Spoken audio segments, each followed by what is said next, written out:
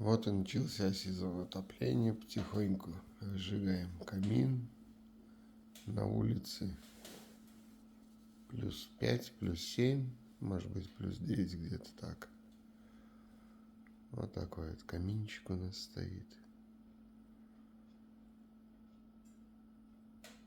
Работает хорошо, 7 киловатт мощности на 45 квадрат зала.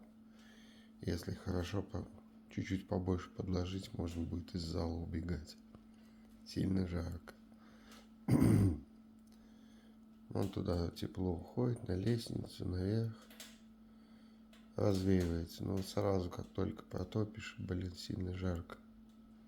Поэтому топим 2 раза в день, но помаленьку, потому что сильно жарко. Либо когда перед тем, как на работу уходить, хорошенько протопить, пока с работы придем, тепло разойдется по дому, будет тепло. Но когда другой раз вечером на ночь протопим, чтобы тепло за ночь расходилось по всему дому, а не тут париться стоять. Вот такие вот поленья, которые лежат.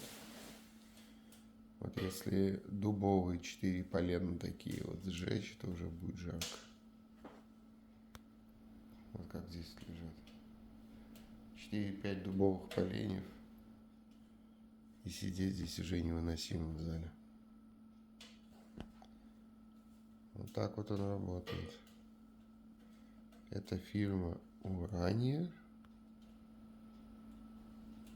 Вот такая вот фирма.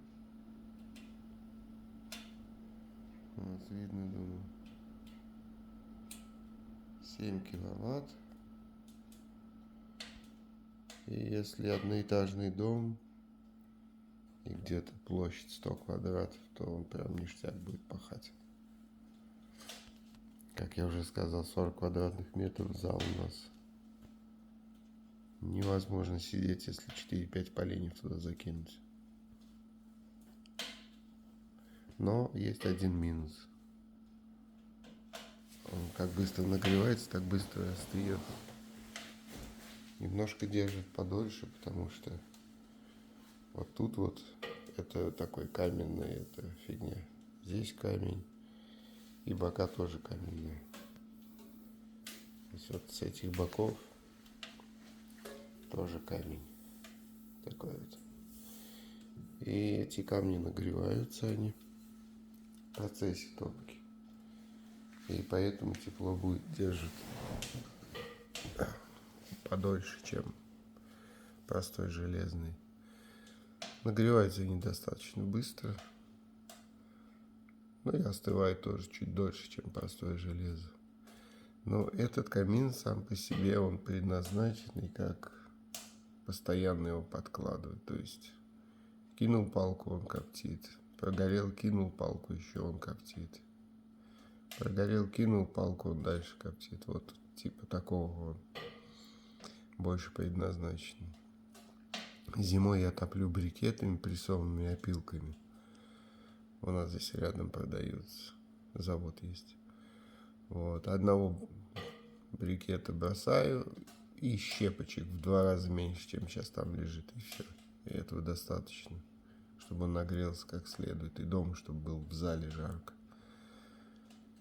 Поэтому так он по дровам экономичнее. Допустим, если постоянно дома, можно вот по такой щепотке 3 раза топить, и будет прям ништяк. Вот такой вот каминчик. Работает хорошо, уже 5 лет у нас ничего не меняли, ничего.